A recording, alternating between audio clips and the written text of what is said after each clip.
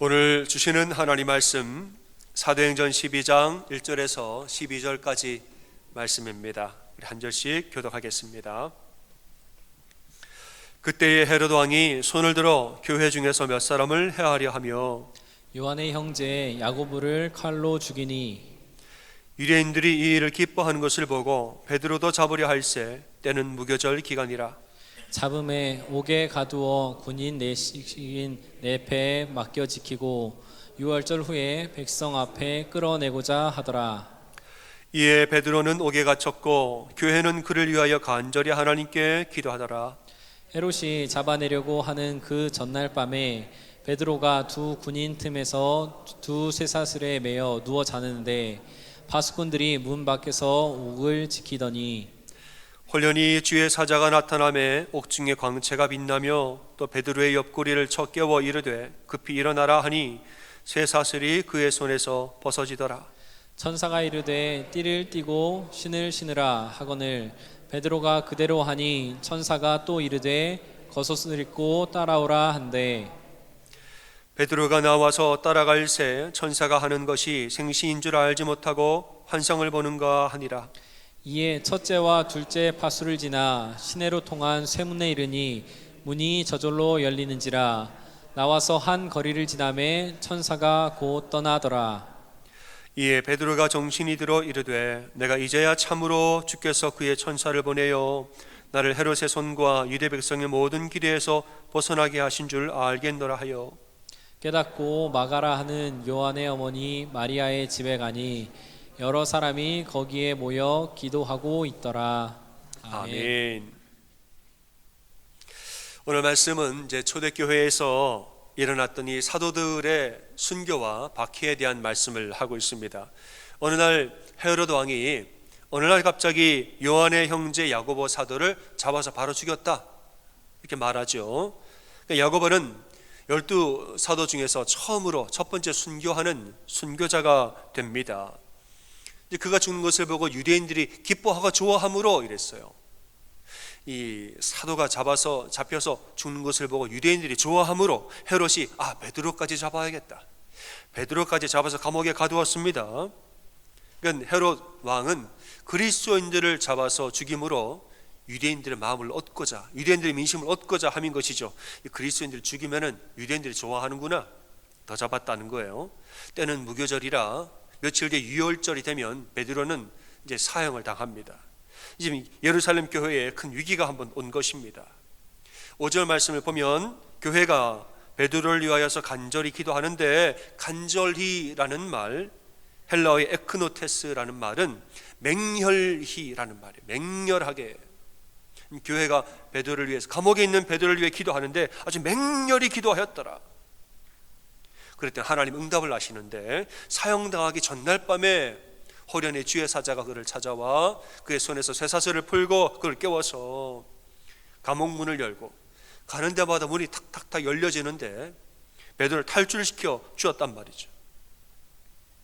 12절에 보니까 그 길로 마가의 집으로 갔더니 여러 사람이 거기 모여서 기도하고 있었더라.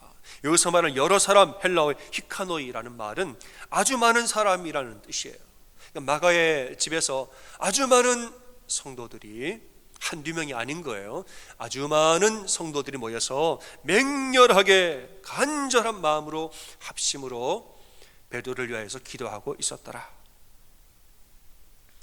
하나님이 그 기도를 듣고 응답하신 것이죠.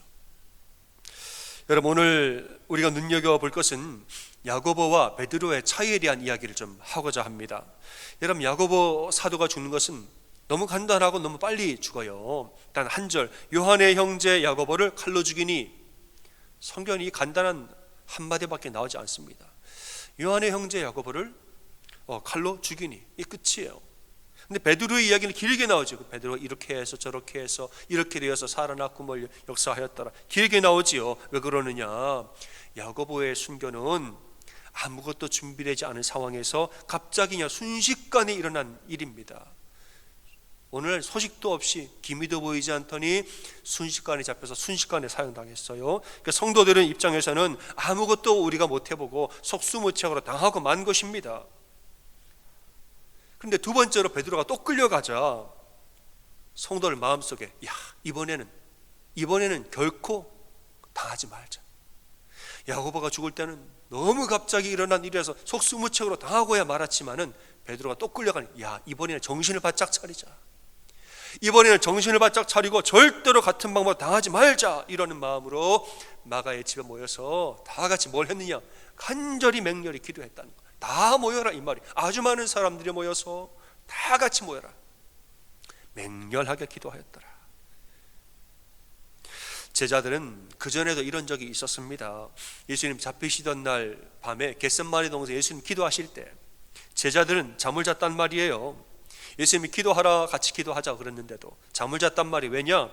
아니 뭐 그렇게까지 기도할 필요가 있습니까? 실전에서 잘 싸우면 되지 이렇게 생각했어요. 실전에서 군사들이면 실전에서 잘 싸우면 될 일이지 뭐 기도를 그렇게 할 필요가 있습니까? 기도를 중요하게 여기지 않았던 거죠. 그 시간에 차라리 내가 잠을 자고 쉬어야지, 기도보다 잠을 선택한 거예요. 그래서 베드로는 칼을 차고 잤습니다. 내 칼이 있는데 잘 싸우면 되지 기도는 뭐 그렇게. 그러다 막상 군사들이 들이닥치고 예수님이 잡혀가는데 뭐 준비가 하나도 안 된 상태에서 오합지졸처럼 흩어져 버리고 도망갔습니다. 베드로가 내가 말한 말이 있어가지고 목숨 걸고 내가 지키겠다 한 말이 있으니까 따라갔단 말이에요. 따라갔는데 남들보다 3배로 망신을 당했습니다. 예수님 모른다 부인하고 저주까지 3번을 그렇게 하고 따라간 김에 남들보다 망신을 3배나 더 하고 더 당하고 돌아왔단 말이죠. 여러분, 기도를 가벼이 여기다가 이 사도들이 한 번에 무너지는 경험을 했습니다. 하지만 부활하신 예수님 만나고 그분이 승천하신 후에 예수님의 부재 상황을 2번째 또 경험하죠. 이때는 어떻게 하지요? 우리가 이번에는 절대로 예전처럼 무너지지 말자 이랬습니다. 옛날에는 기도도 아니하고 그냥 경황 없이 그냥 흩어져 버리고 말았지만은 이제는 우리가 절대로 옛날처럼 무너지지 말자 하는 마음으로 마가의 다락방에 모여서 한 마음과 한 뜻으로 전혀 기도해 열심히 기도하고 맹렬하게 기도하였다는 것이죠. 그럴 때 성령이 그 가운데 강하게 역사하심으로 오순절 성령 충만을 경험하고 예루살렘 교회가 시작이 됩니다. 여러분, 절대로 기도를 가벼이 여기면 안 됩니다. 기도를 절대로 가벼이 여기지 마시길 바라요. 성도들이 시험과 유혹을 이기는 힘은 기도밖에 없습니다. 우리가 이길 힘은 기도밖에 없는 것이에요. 우리가 위기를 이기고 능력을 회복하는 것은 기도밖에 없는 것입니다. 여러분, 기도 외에 다른 것으로는 이런 유가 나아갈 수 없느니라. 내가 뭐 칼을 품고 내 지혜가 많고 내 능력이 뛰어나고 내가 경험이 많고 처세가 있고, 여러분, 이 영적 전쟁 가운데서는 영적 전쟁은 기도로 이기는 것이지 자기 지혜로 이기는 것이 아니에요. 기도 외에는 이런 이유로 우리가 승리할 수가 없는 것입니다. 말한 김에 여러분 옆에 분들에게 그렇게 인사 한번 하겠습니다. 우리가 이기는 길은 기도밖에 없습니다. 이렇게 인사 좀 하겠습니다. 우리가 이기는 길은 기도밖에 없습니다. 아멘이십니까? 그런 거예요. 가끔 이제 그런 마음이 있죠. 내 속에 자꾸 엉뚱한 마음이 들고 저 헛된 마음이 자꾸 들고 인간적인 생각이 자꾸 세상적인 마음과 계산이 자꾸 되어지고 그럴 때가 있는데 내가 마음이 요즘 왜 이러지? 뒤돌아보면은 내가 뭘 쉬고 있을 때가 많지요? 기도를 쉬고 있을 때가 많아요. 요즘 내 마음이 왜 이렇지? 내가 원래 이런 사람인가 싶을 때가 있습니다. 왜 엉뚱한 마음이 이렇게 들지? 하나님 원치 아니하는 마음이 왜 이렇게 날 지배하지? 그리고 가만히 보면은 아이고 내가 기도를 쉬고 있는 거예요. 지금 기도를 안 하고 있을 때가 굉장히 많습니다. 기도는 아니하고 내 힘과 내 능력으로 내 지혜로 이제 세상적인 지혜와 그런 생각으로 하려고 그러면은 꼭 엉뚱한 길로 빠집니다. 그래서 하나님이 가끔 우리를 깨닫게 하실 때가 있습니다. 우리가 갑자기 우리를 깨닫게 하실 때가 있어요. 무슨 일을 통하여서 너 좀 기도 안 하고 뭐 하느냐? 우리 깨닫게 하실 때가 있어요. 너 기도 안 하면 무너지는 거 모르냐? 너 이러다가 지난번처럼 그렇게 엉뚱하게 무너지고 말 거냐? 깨어서 기도해야지. 지금 뭐 하는 거냐? 하나님 우리를 깨닫게 하실 때가 있습니다. 여러분, 우리 안에는 성령님도 거하시지만은 인간의 죄성도 여전히 거하고 있습니다. 우리 안에 성령님만 우리 안에 충만하게 거하시는 것이 아니에요. 우리가 아무것도 안 해도 저절로 그 어디나 하늘나라가 되어지는 게 아닙니다. 우리 안에는 인간의 죄성도 여전히 남아서 두 마음이 싸우고 있다는 말이에요. 로마서 7장에 보면 내 속으로는 한편으로는 하나님의 법을 즐거워하되 또 다른 한 법이 내 마음에 싸워서 싸운다는 거예요. 내 지체 속에 있는 죄의 법 아래로 나를 사로잡아오는 것을 보는다다. 내 속에 있는 죄의 법이 있는데 이 죄의 법 밑으로 자꾸 나를 사로잡으려고 이 두 마음이 싸우는 것을 내가 보는도다 이랬어요. 그것을 내가 보는도다. 바울은 아는 거예요. 뭐냐? 영적 전쟁이 지금 내 안에 있다는 것이 이 보여지는 거예요, 눈이. 여러분, 우리 내면에서는 성령의 법과 죄의 법이 날마다 그냥 엎치락 뒤치락 싸우고 있습니다. 이것을 우리는 무슨 전쟁이라고 말하죠? 영적 전쟁이라고 말하는 거예요. 여러분, 눈에 보이는 전쟁이 전부가 아닙니다. 눈에 보이지 아니하는 영적인 전쟁이 내 안에 근본적인 전쟁이 있습니다. 여러분, 사람들과 싸우지 마세요. 여러분, 우리 전쟁이라는 것이 내 눈에 보이는 그 사람과 내가 싸우고 이 상황과 내가 싸우고 보이는 게 전쟁인 줄 아시죠? 그 전에 이미 내 안에 보이지 않는 영적 전쟁이 먼저 있었습니다. 먼저 이게 더 근본적인 전쟁이에요. 우리가 기도를 쉬면 육체가 나를 다스리고 깨어서 기도하면 성령이 나를 다스리시는 거예요. 그러니까 사도 바울은 깨어 기도함으로 이 전쟁이 내 안에 있는 것을 내가 보는도다 이랬습니다. 보는도다. 갈라디아서 5장 말씀합니다. 만일 우리가 성령으로 살면 또한 성령으로 행할지니 헛된 영광을 구하여 서로 격동하거나 투기하지 말지니라 이랬습니다. 여러분, 성령으로 사는 사람은 입으로만 성령 하지 않습니다. 성령으로 또 행동을 합니다. 깨어서 기도하여 성령이 나를 다스리는 사람은 행동도 성령의 행동을 합니다. 그 행동이 뭐냐? 헛된 영광을 구하지 않는 거예요. 헛된 영광을 구하는 사람은 뭐냐? 말씀해 보니까 헛된 영광을 구하여 서로 격동케 하고 투기한다 그랬습니다. 그 별일도 아닌 영광을 내가 취하려고, 그거 이겨서 내가 뭐 하겠다고, 그게 뭐 대수라고 큰 내가 자존심을 세우면서 내가 이겨야지. 아니 별일이냐고요. 시간 지나면 별일도 아니지. 그걸 이기겠다고 서로를 격동케 하고 투기하는 거. 이건 죄의 법이 나를 지배하면 이렇게 되는 건데, 성령의 법이 나를 지배하면 성령으로 행하여서 헛된 영광을 구하지 않는다는 거예요. 하나님이 아시고 하나님 영광 받으신 게 먼저지 뭘 내가 쓸모없는 영광을 집착을 하느냐 이 말입니다. 여러분, 가정을 한번 생각해 보세요. 여러분, 부부간에 어떻습니까? 기도하지 아니하면 육체의 소욕이 살아나가지고 별거 아닌 걸로 그렇게 서로를 격동하게 합니다. 제가 이제 어느 중년 부부와 성경 공부를 하다가 그분이 그래요. 요즘에는 은혜를 받아서 좋다는 거예요. 그러면서 하는 말이 옛날에 신혼 때는 그렇게 서로 싸웠다는 거예요. 벌써 자녀들이 이제 대학을 다 가고 중년 부부죠. 요즘에는 은혜를 받아서 참 좋은데 신혼 때는 우리가 왜 그렇게 싸웠는지 모르겠지만 물어봤어요. 권사님, 뭘로 싸우셨어요? 그랬더니 제가 그때 신혼이었기 때문에 권사님 뭘로 싸우셨어? 그랬더니 기억도 안 난대요. 하여간 뭘로 싸운지 기억도 안 나는데 그렇게 싸웠대. 그 말인즉슨 뭘 구한 거예요? 서로 헛된 영광을 구한 거지요. 뭐 대단한 일도 아닌데 그걸 내가 나라고 내가 이겨 먹으려고. 당신은 그게 전부인 줄 알고 싸웠지만 시간이 지나면 다 헛된 영광입니다. 여러분, 우리 가만히 바라보시길 바랍니다. 우리가 기도하지 아니하면 그게 안 보입니다. 사도 바울은 보였다 그래서 내가 보노니 이랬습니다. 기도하지 아니하면 그게 안 보입니다. 그리고 이 영광이 진짜 영광인 줄 알아요. 그러나 깨어서 기도하면 이거 헛된 영광이구나. 또 깨어서 기도하면 이 안에는 보이지 아니하는 영적 전쟁이 있구나. 이걸 깨닫게 된다는 거예요. 어떤 전쟁이냐? 은혜 받을 만하면 나를 격동하고 신앙을 회복할 만하면 나를 투기하는 마음이 들어오고 뭘 할 만하면 자꾸 나를 방해하고 넘어지게 만드는 사단이 우리를 넘어지게 하려고 우리 육체의 소욕을 건들고 인간의 자존심, 내가 나다, 이런 거를 유혹하고 시험하는 것입니다. 깨어 기도하는 사람은 이게 보인다 그랬습니다. 여러분, 교회도 마찬가지입니다. 교회가 깨어서 기도하는 성도가 있으면 이 흐름을 봅니다. 보고 분별하고 딱 기도합니다.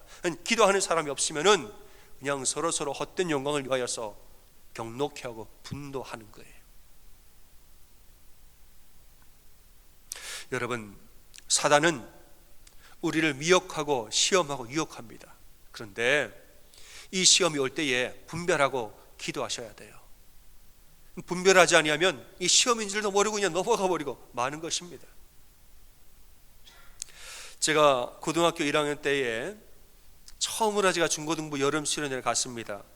이제 고향이 강원도고 대전의 어느 대학교에 청소년 집회를 갔는데 한 1000명 정도 학생이 온 것 같아요. 제 기억으로는. 이제 그 무더운 여름날 선풍기도 없는데 대학교 강당에 골판지 하나 깔아놓고 1000명이 가서 집회를 하는 거예요. 이제 새벽 예배 먼저 드리고, 아침 먹고 오전 예배, 점심 먹고 낮 예배, 저녁 먹고 밤 예배, 아무것도 없어요. 찬송하고 예배 한 번 예배 드리면 3시간씩 했어요. 설교 1시간 반, 찬송 30분, 기도 1시간, 이거를 그냥 하루 종일 4번을 예배를 드리는데 얼마나 더운지 손수건으로 땀을 닦아가면서 땀인지 눈물인지 모를 정도로. 여러분, 편의시설로 치자면은 부족한 것 투성입니다. 허리도 아프고 덥고 선풍기도 없고. 그런데 은혜는 또 되게 많이 받았어요. 덥기는 더웠는데 은혜는 엄청나게 받았습니다. 제가 거기서 예수님을 인격적으로 영접했어요. 그 뜨거운 폭염 가운데서 쭉 하고 기도하다가 예수님 영접하는 은혜를 제가 받았습니다. 그러니까는 더운 거, 편의시설 없는 거 불평이 안 나와요. 다 감사하고 다 기쁘고 다 좋은 거예요. 참 은혜로 끝났죠. 근데 시험이 언제 왔느냐? 시험이 마지막 날 이제 집에 가려고 버스를 타는 바로 그 시간에 시험이 딱 왔습니다. 우리는 이제 강원도에서 온 사람들이라 대전이니까 빨리 집에 가야 돼요. 버스 시간 때문에. 마지막에 폐회 예배를 못 드리고 우리가 먼저 출발을 하려고 버스에 올라갔습니다. 근데 이제 한 관계자분이 오셔서 우리 교회 이름이 성종교회인데 성종교회 폐회 예배 드리고 가라고, 폐회 예배 드리고 가라고 자꾸 우리를 설득하시는 거예요. 하는데 말을 이렇게 말했습니다. 말하기를 우리 성종교회 학생들 은혜 더 받아야 되니까 폐회 예배를 드리고 가시라, 이렇게 말했어요. 좋은 말 아닙니까? 학생들 은혜 더 받아야 되니까 폐회 예배 드리고 가라. 나쁜 말이 아니에요. 좋은 말인데 문제는 이만저만해서 결국 버스를 탔는데 버스가 출발할 때 이제 이 안에서 학생들끼리 말이 퍼지기 시작하는 거예요. 어떻게 말이 퍼지느냐? 야, 아까 그 사람 얘기 들었지? 우리 교회는 은혜도 못 받았으니까 집에도 가지 말라 그랬어. 말이 퍼지는 거예요. 야, 우리 교회 은혜도 못 받았으니까 집에도 가지 말라 그러더라. 야, 저는 이제 들었거든요. 그분이 뭐라고 하는지 들었으니까 저 말이 아닌데 하는데, 못 듣는 사람들은, 학생들은 그 말을 듣고서 진짜? 이 말이 순식간에 퍼지는데 버스 안의 분위기가 싸늘해졌습니다. 야, 너네 교회 은혜도 못 받았는데 집에도 가지 마. 어떻게 그럴 수 있느냐? 분위기가 싸늘해졌습니다. 사단이 우리를 그렇게 공격하는 거예요. 근데 우리 고등부 선생님이 참 지혜로우셨습니다. 은혜를 불같이 받아놓고 그냥 며칠 동안 은혜를 뜨겁게 받고 은혜 다 끝났다 하고 집에 가는 길에 사단이 탁 하고 치니까 한순간에 싸늘해지는 거예요. 선생님 가만히 보다가 버스 안에서 이제 제안을 하십니다. 마이크를 들던, 얘들아, 우리 그냥 하면 심심하니까 우리 돌아가면서 찬양 한 곡씩 부를래? 평원이가 사여봐라. 우리 재밌는 선배님이 있었습니다. 그분 사연을 맡기고 그분이 앞줄에서부터 쭉 돌아가면서 이제 옛날에 그 있잖아요. 사연을 하고 노래 부르고 라디오처럼 아무리 진행을 한 거예요.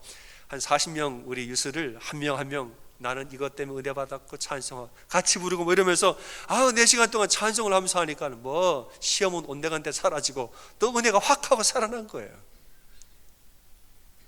여러분, 시험이 올 때 넉넉히 있지 말고 하나님께 얼른 집중하는 여러분 되시길 바랍니다. 아멘. 사단은 하나님 뿌린 씨를 얼른 집어가려고 자꾸 말씀의 씨를 집어간단 말이에요. 이럴 때는 넉넉히 있지 말고 빨리 하나님께 집중하세요. 그래야 시험을 이기는 겁니다. 받은 은혜 다 뺏기고 뭐 하는 겁니까, 여러분? 얼른 하나님께 집중하면 사단은 절로 물러가는 거예요.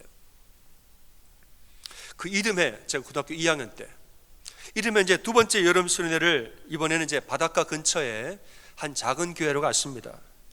바닷가에 수영도 하고 또 저녁에는 집회도 하면서 은혜를 많이 받아서 참 좋은 수련회였습니다. 근데 교회가 이제 시골 교회인지라 화장실이 좀 문제. 시골 교회의 화장실이 마당 앞에 있는데 재래식 화장실인데 정말 재래식 화장실이에요. 땅을 파서 모든 것을 나무로 만든, 정말 재료는 나무와 못밖에 없고 땅을 판 거예요. 정말 그런 화장실인데 또 마침 우리가 있는 기간 동안에 이 화장실 용량 내용물이 다 찼습니다. 제가 더 이상 얘기 못 하겠어요. 이렇게 된지라 이제 담임 목사님하고 우리 중고등부 선생님들이 이야기를 잘 해서 우리 남학생들이 이것을 다 비우도록 하자. 남학생들이 이게 바가지로 이것을 비우는 것으로 하자. 뭐 경험도 되고 추억도 되고 결국 우리 다 했습니다.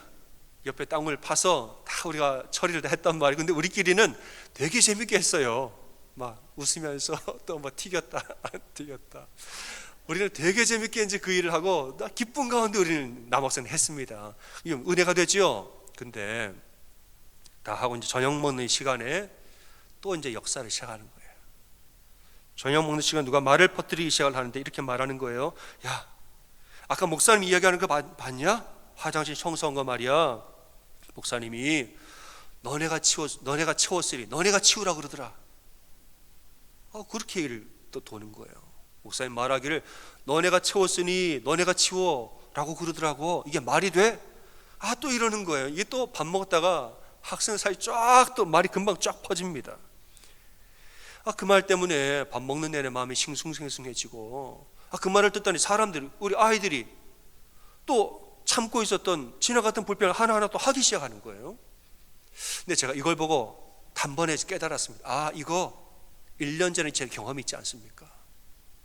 1년 전에 그렇게 은혜를 받고 차 안에 딱 타자마자 시험을 하는 거, 그 경험이 있기 때문에 이듬해 또 수련을 하는데 또 은혜를 많이 받고 너무너무 기쁨으로 일을 다 했는데 끝나자마자 봤지? 사단이 또 우리를 시험하는 거예요. 이걸 보고 제가 알았습니다. 이거 시험이구나. 이거 똑같은 패턴으로 지금 우리를 시험하는 거구나. 이거 이겨야지. 기도로 이겨야지. 이런 말이 확 뜨는 거예요. 제가 그때 고등부 회장이었습니다. 기도를 하는데 집회 때 기도를 하는데 쭉 하고 기도하는 거예요. 제가 먼저 기도하고 주님 엎드려서 주님 아시지요? 주님 역사해 주세요. 주님 함께 하시고 하나님 은혜를 허여 주세요. 그냥 통성하게 기도하는데 기도하다 보니까 시험이 어디 있어요? 온데간데 사라졌습니다. 뭐 이렇고 저렇고 말은 다 떠나가 버렸어요. 그 말을 한 사람들도 눈물 흘리고 회개하고 시험은 다 떠나고 은혜만 남은 줄로 믿으시기를 바랍니다. 아멘. 여러분, 빛이 임하면 어둠은 물러갑니다. 어둠을 붙들고서는 빛 가운데로 안 나오면서 어둠만 붙들고서 너 어디서 왔느냐? 너 왜 그러느냐? 언제 나갈 거냐? 나가라. 그럴 일이 없습니다. 빛 가운데로 나오면 은혜는 그냥 물러가는 거예요. 불 꺼진 방 안에 들어와서 어둠만 물러가라 그런 사람 있습니까? 방 안이 어두우면 뭐 하시면 돼요? 불을 켜시면 되는 거 아닙니까? 빛 가운데 나오면, 빛으로 나오면 어둠은 자연히 물러갑니다. 여러분, 어둠과 씨름하지 마십시오. 빛 가운데 나오시면 되는 거예요. 사랑하는 여러분, 우리가 참 다 우린 지혜로운 사람들인지라 여러분 얼떨결에 한 번은 당해도 두 번은 당하지 마십시오. 사단의 수법이 교묘한 것 같지요? 그런데 패턴은 되게 비슷합니다. 사단이 우리를 넘어뜨릴 때 이 방법 저 방법 참 창조적으로 우리를 넘어뜨립니다. 그런데 방법은 다양해도 패턴은 비슷합니다. 뭐냐? 은혜 받을 만하면 무너뜨리고, 회복할 만하면 발목을 잡고, 성장할 만하면 넘어지게 하고, 막 기쁨이 충만하려고 하면 화나게 만들고. 여러분, 이런 패턴이 우리 뭐 한두 번입니까?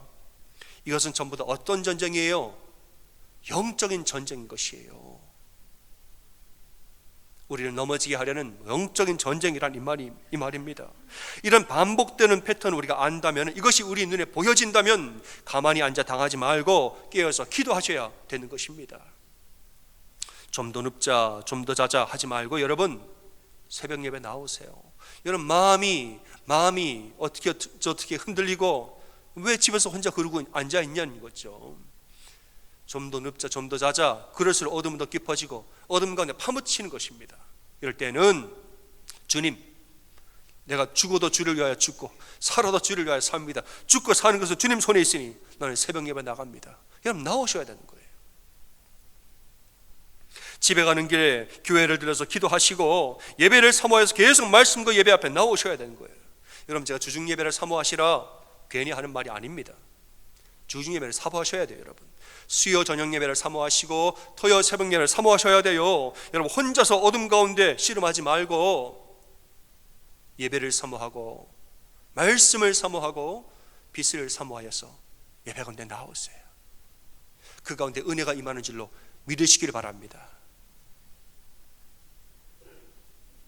근신하라, 깨어라.